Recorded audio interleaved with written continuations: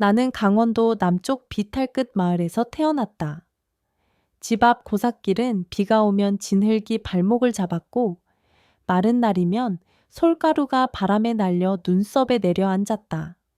아버지는 내가 10살 되던 해 갱도분계로 세상을 떠났고 어머니는 산길 중턱에서 찻집을 열어 겨울엔 생강차, 여름엔 보리차를 덜컥덜컥 끓였다. 사람들은 그 찻집을 돌아앉아 숨고개라 불렀다. 숨을 고르는 고개, 숨이 드나드는 고개. 나는 그 이름을 좋아했다. 밤이면 집 뒤 장독대가 낮게 숨쉬는 소리가 들렸기 때문이다. 된장은 미세한 거품을 올리며 끓고 간장은 달빛을 받아 까맣게 번들거렸다. 그 호흡 사이로 들려오는 낯선 발소리, 사람보다 무겁고 소보다 가볍고 바람보다 천천한 그 소리는 어린 나를 늘 창가로 불러냈다. 우리 마을 위에는 백운사라는 작은 절이 있었다. 법당 마루는 오래 닦여 어둑한 빛을 품었고 처마 끝은 겨울에도 물결처럼 휘었다. 절에는 현진 스님이 계셨다. 말수가 적고 웃음이 얕았지만 물을 길러오는 내 등을 보며 늘 허리를 한마디로 챙기는 분이었다. 어느 날 나는 우물물 2동이를 힘겹게 지고 법당 뒤편 소나무 그늘을 지나가다 이상한 광경을 보았다. 스님이 바위 평상 위에 흰 쌀 한 사발과 맑은 물 한 그릇을 올려놓고 합장을 하는 것이었다.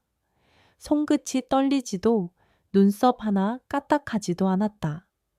나는 그 장면을 소나무 뒤에서 지켜보았다. 다음 날도 그 다음 날도 스님은 같은 자리에 같은 걸 올렸다. 그해 봄, 비가 잦아드는 밤, 번개가 산등성을 갈랐을 때 나는 보았다. 숲의 어둠에서 눈처럼 하얀 무늬를 가진 커다란 호랑이가 바위 위에 물그릇에 얼굴을 대고 천천히, 아주 천천히 숨을 드나들이는 것을. 내 심장은 그 리듬을 따라 느려졌다. 무서움보다 먼저 온 것은 묘한 안도감이었다. 아주 오래전부터 알고 있던 존재를 다시 만난 듯한. 그날 이후 나는 밤마다 장독대 옆을 맴돌았다. 새벽이면 흙길에 찍힌 발자국을 손으로 만져보았다. 손바닥보다도 큰, 깊고 둥근 발바닥 자국과 발가락 자국. 비가 와도 쉽게 지워지지 않았다. 어머니는 그런 나를 말리지 않았다. 다만 다리 한쪽으로 기울 때마다 장독 앞에 작은 돌을 7개 세워놓고 감입 한 장을 올리며 되뇌었다. 잘 있거라, 잘 오너라. 누구에게 하는 말인지 묻지 못했다. 물으면 돌들이 무너질 것 같아서. 16이 되던 해에 중매가 들어왔다. 나보다 3살 많은 목수집 아들, 이름은 준석. 그는 손이 컸고 손등에 얇은 나뭇결 같은 흉터가 있었다. 만나러 간 날 그는 가장 먼저 내 손이 아니라 앉아있던 나무 의자의 결을 쓸었다. 겨울에 벤 참나무예요. 겨울결은 속이 단단하고 차분해요. 그는 나무 얘기를 할 때 비로소 말을 길게 했다. 그 말투가 싫지 않았다. 나는 어린 시절부터 굳은 것들의 안쪽을 상상하는 습관이 있었으니까. 돌 속의 물, 장독 속의 숨, 밤 속의 발걸음. 혼례는 비 오는 날로 잡혔다. 하늘이 처음부터 울분을 품고 있었던 듯 아침부터 억수였다. 연자 아줌마는 비 맞은 신부는 오래 산다고 징검다리처럼 말을 건넸고 어머니는 내 허리끈을 한 번 더 졸라매며 낮게 속삭였다. 숨을 얕게 쉬지 마라. 넓게 쉬어야 오래 산다. 혼례 치르러 내려가는 길목, 현진 스님이 나타났다. 스님은 작은 비단 주머니를 내 손에 쥐어 주었다. 그 안에는 마른 쌀 3술과 하얀 종이 한 장이 접혀 있었다. 달을 담는 종이니 길을 일거든 펼쳐보아라. 스님은 그 말만 하고 빗속으로 사라졌다. 나는 그 종이를 만지며 생각했다. 길을 잃는 순간은 언제나 오지. 새 집에 들면, 새로운 밤이 시작되면, 새로운 숨이 시작될 때, 시댁 마당은 우리 집보다 넓었고 장독대는 더 많았다. 시어머니 서분댁은 장독 뚜껑을 탁탁 두드리며 속도를 가늠했다. 동마다 때가 다르지. 사람도 그래. 억지로 익히면 쉰내가 난다. 그 말은 훈계 같았으나 귀에 오래 남았다. 첫날 밤 지붕을 때리던 빗소리와 장독대의 숨소리가 겹쳤다. 나는 졸음을 이기지 못해 창호 뒤 검은 숲을 오래 들여다보았다. 그러다 문득 아주 낮고 깊은 울음 같은 소리가 들렸다. 멀리 소나무 그늘 방향에서. 나는 그대로 잠들었다. 꿈에서 나는 흰 꼬리를 보았다. 비에 젖은 흰 꼬리가 장독 사이를 스치며 지나갔다. 결혼 초 나는 새벽마다 물을 길러 올라갔다. 물동이는 몸무게만큼 무거웠다. 돌아오는 길에 법당 뒤 바위에 쌀과 물이 놓여 있으면 나는 대신 물을 조금 더 부었다. 누구에게도 말하지 않았다. 스님도 묻지 않았다. 어느 밤 천둥이 가까이서 울고 바람이 장독 뚜껑을 흔들어대던 때 나는 바깥에서 미묘한 기척을 느꼈다. 나도 모르게 문을 열었다. 장독대 사이로 하얀 그림자가 스며들었다. 나와 눈이 맞닿는 순간 내 안에서 아이 울음 같은 것이 갑자기 울컥 올라왔다. 이유를 모르겠다. 눈물이 먼저 알아챈 셈이었다. 그림자는 오래 머물지 않았다. 돌아서 숲으로 스며들 때 나는 손을 들어 아주 천천히 인사했다. 그 밤 이후로 나는 종종 꿈에서 누군가의 등을 보았다. 굵고 길고 흰 빛을 머금은 등. 그 등 뒤를 따라가면 언제나 우물가가 나왔다. 아이를 기다리다 지쳐갈 때쯤 시어머니가 내 손을 잡았다. 장독대 맨 안쪽 독 뚜껑 열어봐라. 뚜껑을 열자 달큰한 냄새가 올라왔다. 매실청이었다. 달 것만 먹으면 목이 마르다. 쓴 것도 삼켜야 아이가 뿌리를 내려. 시어머니는 매실청 한 잔과 쑥차를 번갈아 내주었다. 그날 밤 나는 뜨겁고 쓴 것이 몸에 퍼지는 감각을 느끼며 잠들었다. 그리고 한 달 뒤 뱃속에서 물고기 지느러미 같은 떨림이 스쳤다. 아라가 왔다. 그 아이는 태어나면서부터 주먹을 꼭 쥐는 버릇이 있었다. 손을 펴면 손바닥이 낯설 만큼 하였다. 나는 그 하얀 손바닥을 오래 들여다보며 문득 숲의 하얀 등줄기를 떠올렸다. 이상하게도 마음이 놓였다. 아라가 돌을 지날 즈음 둘째가 들어섰고 아들은 하민이라 이름 지었다. 두 아이가 낮잠을 잘 때 나는 장독대 뚜껑을 닦았다. 번들거리는 간장빛이 아이들의 숨과 닮았다. 그 평온은 여름 장맛비가 길어지면서 깨졌다. 밤새 빗물이 억지로 골짜기를 밀고 내려왔다. 복이 어려서부터 함께 자란 진돗개 가 미친 듯 지저댔고 나는 아이 둘을 안아들었다. 그때 문턱을 밟는 묵직한 발소리가 들렸다. 문살 너머 흰 것이 스쳤다. 쾅! 장독 하나가 넘어지는 소리에 아이들이 울음을 터뜨렸다. 나는 입술로 아이들의 눈물을 훔치며 낮게 말했다. 괜찮아? 숨 쉬어. 아침이 와서야 우리는 마당을 확인했다. 장독 하나가 깨졌고 깨어진 조각 사이로 발자국이 겹겹이 박혀 있었다. 시어머니는 조용히 조각을 모으며 말했다. 누가 우릴 살렸다. 욕할 일 아니다.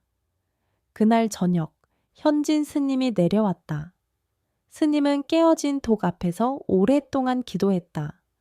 그리고 나에게 홀레날 주었던 것과 같은 하얀 종이를 한 장 더 건넸다. 오늘 밤 달을 담으시게. 우리는 바위 위에 쌀과 물을 올리고 종이를 펼쳤다. 달빛은 종이 위에서 맑게 떨렸다. 숲이 갈라졌다. 흰 호랑이가 천천히 다가와 종이의 코끝을 대었다. 달빛이 파문처럼 번졌다. 나는 그 파문이 내 안쪽으로 스며드는 것을 느꼈다. 그날 이후로 내 숨은 이전보다 길어졌다. 길어진 숨 사이로 들리는 세상의 소리들도 달라졌다. 아이 울음은 덜 날카로워졌고 장독들의 숨은 더 튼튼해졌다. 여기까지가 나의 젊은 밤의 절반이다. 이제 나머지 절반, 사람과 사람 사이가 어떻게 흔들리고 무엇으로 다시 묶이는지 그 이야기를 해야 한다. 내 안에서 누군가 낮게 묻는다. 그 흰 호랑이는 누구였느냐? 나는 아직 답을 모른다. 다만 그가 내 집의 밤을 살린 손이라는 것만은 안다. 그리고 언젠가 그 손이 내 아이들의 등을 밀어줄 날이 올 거라는 것도. 장마가 가시자 남편 준석은 숲에서 더 오래 머물렀다. 그는 밤마다 나무를 더듬으며 말했다. 나무값이 떨어졌다. 내가 아침마다 쥐는 결이 점점 얇아진다. 그 말은 곧 우리가 먹을 밥이 줄어든다는 뜻이었다. 나는 장독대 앞에 앉아 다음 겨울 간장 맛을 미리 상상해 보았다. 짜기만 한지, 달큰한지, 묵직한지. 맛을 떠올리는 동안 마음이 조금 단단해졌다. 그러나 현실은 내 혀끝처럼 단단하지 않았다.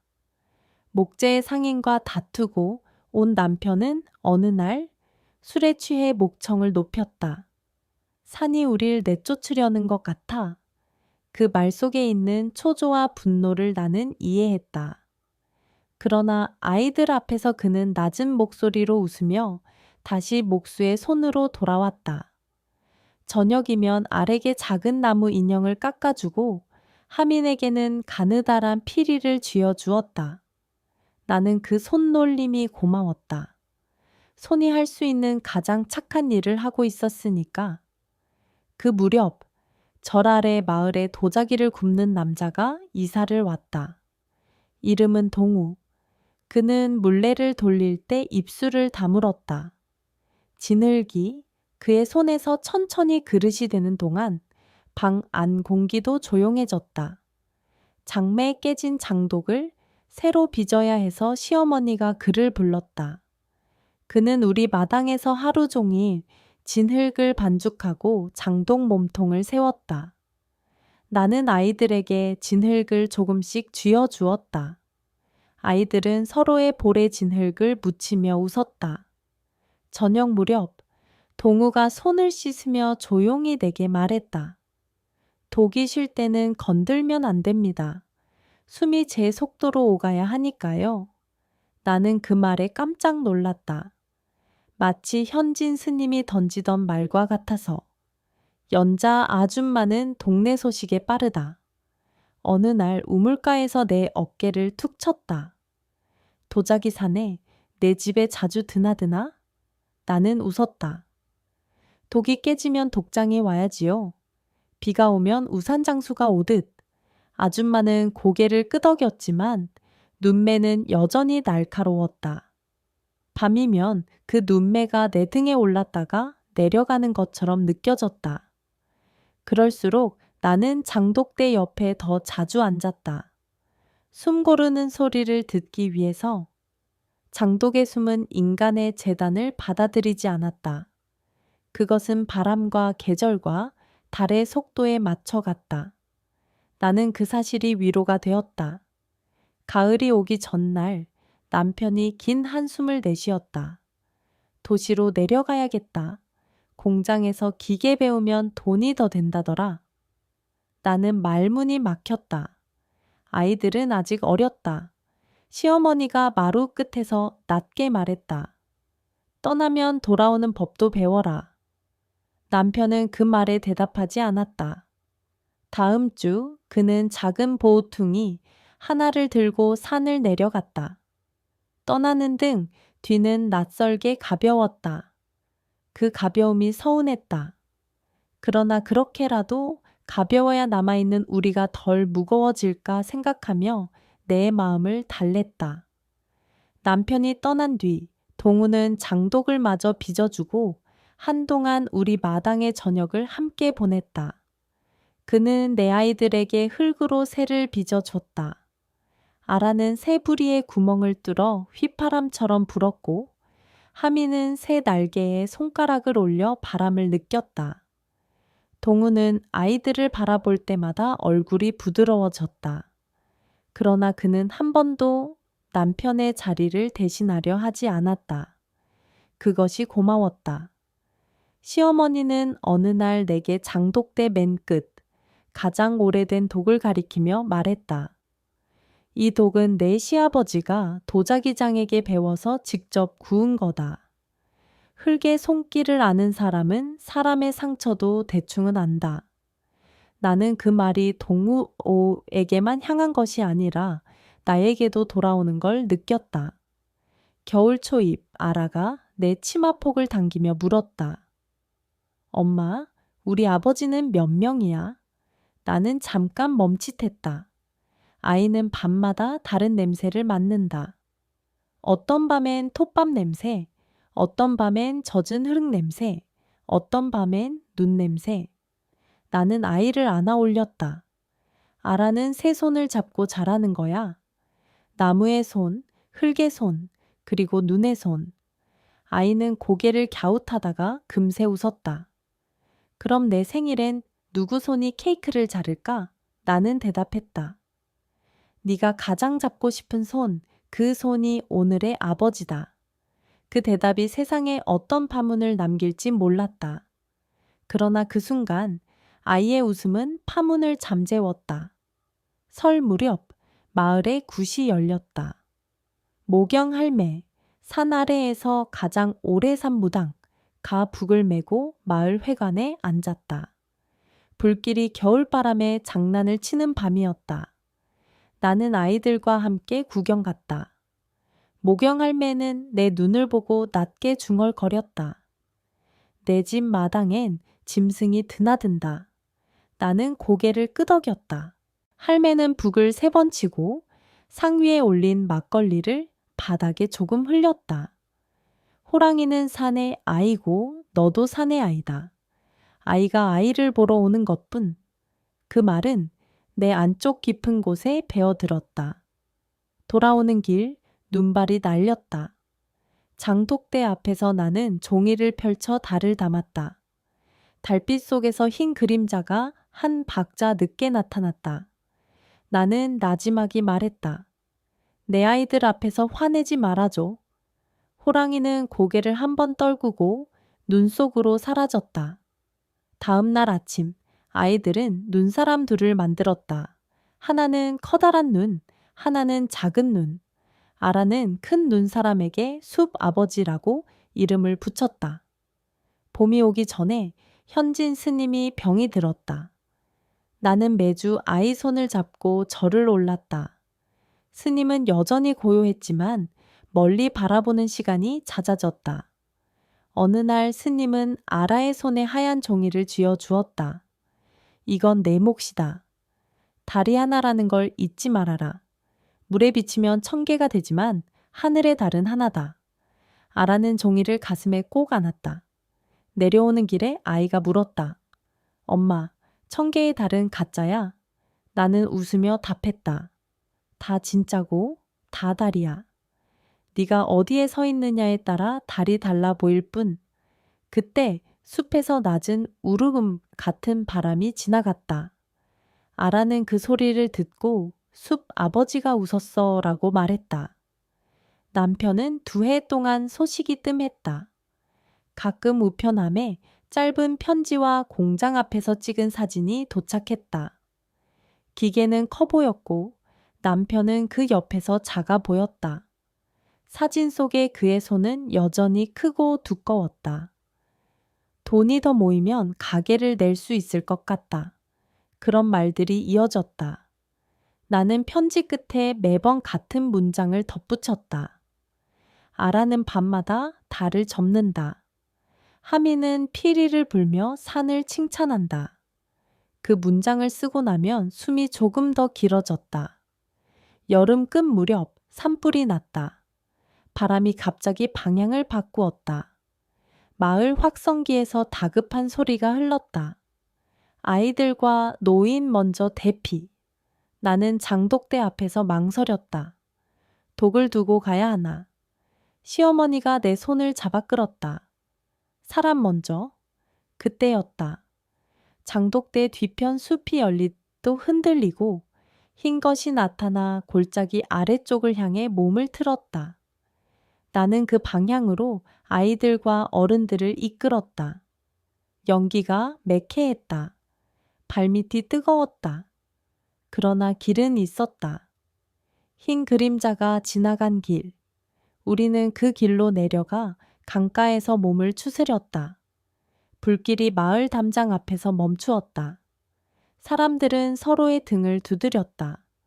나는 멀리 숲을 보며 속삭였다. 고맙다. 누구에게인지 분명히 아는 아주 명확한 고마움이었다. 그날 밤 피로가 몰려와 눈을 감았을 때 나는 꿈을 꾸었다. 큰 등짝이 어둠 속에서 아주 느리게 숨을 쉬었다. 나는 등 뒤에 손을 올렸다. 뜨겁지도 차갑지도 않은 천. 그 천은 내가 오래 찾던 균형 같았다. 눈을 뜨자 창밖에 새벽이 와 있었다. 장독대는 멀쩡했다.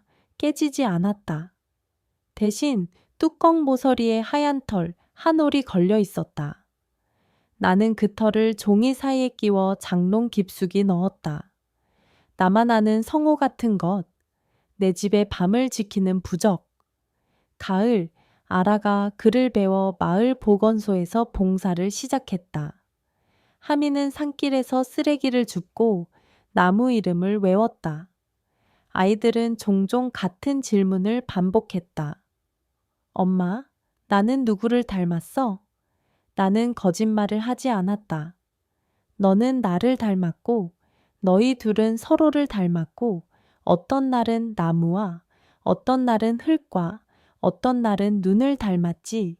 아라는 고개를 끄덕이며 기록장에 적었다. 오늘의 아버지, 흙. 하미는 피리를 길게 불었다. 피리 소리는 산으로 올라가 구름배 속으로 숨어들었다.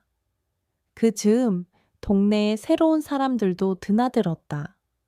동우의 항아리를 사러 먼 데서 손님들이 왔다. 그들은 우리 마당을 보며 숨 쉬는 소리가 난다고 했다. 나는 웃었다. 잘 들으셨습니다. 이 집은 밤마다 숨을 큰 그릇에 담습니다. 그 손님들 중엔 시에서 문화재 일을 한다는 이도 있었고 산을 연구하는 학자도 있었다. 그들은 흰 호랑이 이야기를 조심스럽게 꺼냈다. 이 금방전설에 흰 호랑이가 돌본 절이 있었다죠? 나는 대답하지 않았다. 전설보다 내 아이들의 잠이 더 중요했다. 이야기는 때를 만나야 한다. 장독이 익듯 겨울이 오기 직전 남편이 돌아왔다. 어깨가 더 넓어졌고 눈 밑이 조금 꺼졌다. 그는 마당에 들어서 장독을 한 바퀴 돌더니 조용히 말했다. 사람도 독처럼 읽는구나. 나는 그 말을 들으며 마음이 복잡해졌다. 기쁨, 서운함, 고마움, 불신, 그 감정들이 장독대에 놓인 항아리들처럼 나란히 자리 잡았다. 아이들은 아버지를 보고 뛰어갔다. 남편은 아이들을 번갈아 안아 올리며 울었다. 그날 밤 나는 남편에게 흰 종이를 보여주었다. 홀레날 스님이 준 종이였다. 나는 종이를 펼쳐 달빛을 담았다. 남편은 가만히 바라보았다. 길을 잃지 않으려고 펼쳤다. 내가 말하자 그는 내 손등을 덮었다. 이제 같이 접자. 달빛이 우리 손 위에서 떨렸다. 세월은 장독 속 간장이 깊어지는 속도로 흘렀다. 서두르지도 멈추지도 않았다. 아라는 도시에 올라가 간호사가 되었고 하미는 산림청 공무원이 되어 다시 우리 산으로 돌아왔다. 아이들이 집을 떠난 뒤 집은 넓어졌고 밤은 조금 길어졌다. 준석은 나무 대신 작은 공구를 만지며 집을 손봤다. 더 이상 떠나지 않겠다는 말은 하지 않았다. 대신 매일 아침 내 컵에 물을 먼저 채웠다. 물을 먼저 받는 사람이 그날의 방향을 정한다는 말을 어디서 들었는지 모른다. 나는 그 사소한 습관이 마음에 들었다.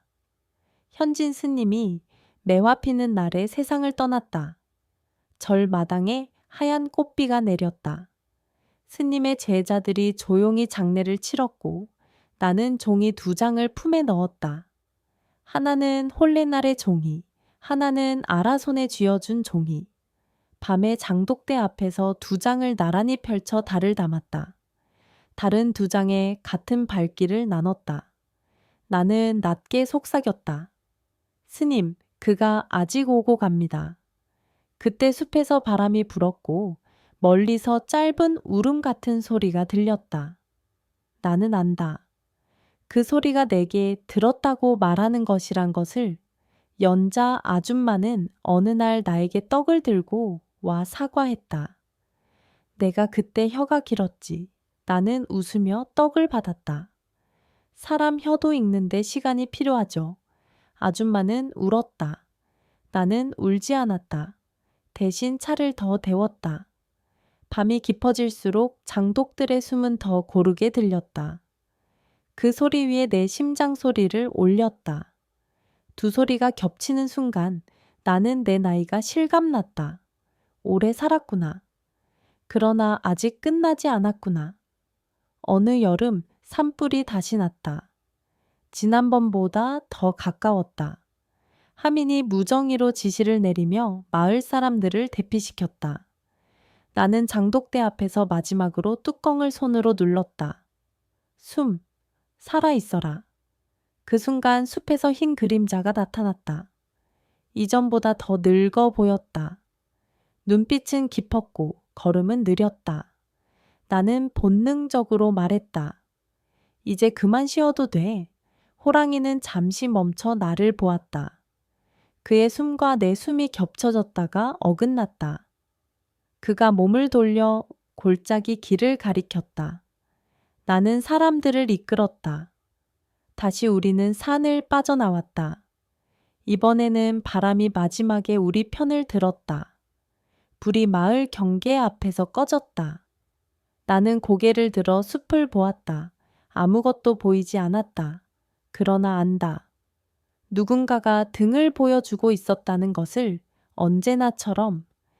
그해 가을 아라가 남편과 함께 내려왔다. 사윗감은 말수가 적고 손이 부드러웠다. 아라는 내게 흰 종이를 돌려주며 말했다. 이제 엄마가 갖고 있어. 다른 내 눈에도 늘 보이니까. 나는 종이를 접어 장롱 깊숙이 넣었다. 그 옆에는 오래전 끼워둔 흰 털 한 올이 있었다. 2개의 하양. 나는 그 하양들을 한 봉투에 넣었다.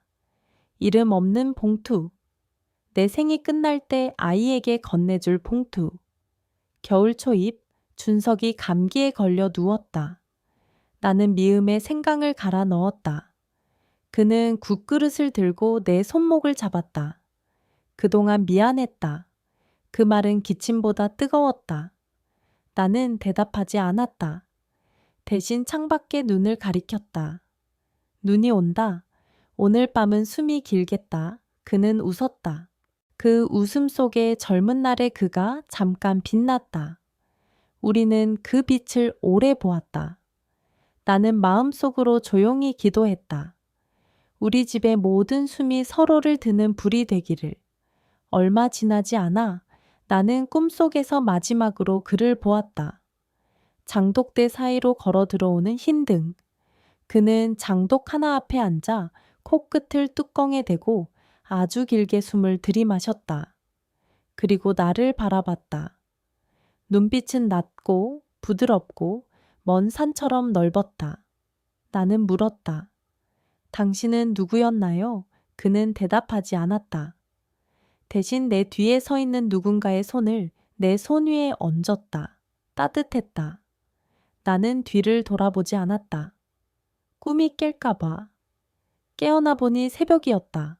창밖에서 아주 오래된 바람이 지나갔다. 장독대는 흰 서리에 덮여 있었다. 봄에 하민이 결혼했다. 야외식이었다. 나무와 흙의 냄새가 섞인 자리. 아이들은 나를 가운데 앉히고 양옆에서 손을 잡았다. 아라는 귀에 속삭였다. 엄마, 오늘의 아버지는 누구야? 나는 하늘을 보았다. 구름 사이로 둥근 해가 잠시 가렸다 나타났다. 오늘은 빛의 아버지. 모두가 웃었다. 나는 울지 않았다. 대신 손등을 펴서 햇빛을 받았다. 손바닥에 따뜻한 둥근 것이 내려앉았다. 그 감촉은 오래전 달빛을 종이에 담을 때 느꼈던 그것과 닮아 있었다. 빛은 어떤 그릇에도 담긴다. 손, 종이, 물, 눈, 그리고 마음. 세월의 끝자락이 다가오고 있다는 것을 나는 안다. 숨이 짧아지는 날이 있고 길어지는 날이 있다. 밤이면 나는 여전히 장독대 옆에 앉는다. 장독들의 숨을 듣고 내 숨을 그 위에 올린다. 가끔 아주 멀리서 발소리가 난다. 이제는 무섭지 않다. 무서움을 건너 사랑이 남았다. 사랑을 건너 감사가 남았다. 감사 뒤에는 여백이 있다. 그 여백이 나를 잠들게 한다. 마지막으로 아이들에게 남기고 싶은 말이 있다. 세상엔 3가지 숨이 있다. 사람의 숨, 사물의 숨, 산의 숨. 사람의 숨은 흔들리고, 사물의 숨은 버티고, 산의 숨은 품는다. 너희는 새 숨을 모두 듣는 아이로 자랐다. 그러니 너희가 어디에 서 있든 길을 잃지 않을 것이다. 길을 잃는 순간이 오면 흰 종이를 펴라. 달을 담아라. 달은 하나다. 1000개로 부서져도 결국 하나로 돌아온다. 그날 밤 나는 종이를 펼치지 않았다. 대신 눈을 감고 손바닥을 열었다. 손바닥 안쪽이 밝아지는 느낌이 들었다. 내 숨이 길어졌다. 장독대의 숨이 길어졌다. 멀리 숲에서 아주 낮은 울음 같은 바람이 일었다. 누군가가 내 등을 가만히 쓸어내렸다. 나는 알았다. 모든 것이 제자리로 돌아오고 있음을. 내가 오래 기다린 대답은 말이 아니었다. 숨이었다. 그리고 그 숨은 마침내 나를 집으로 데려갔다.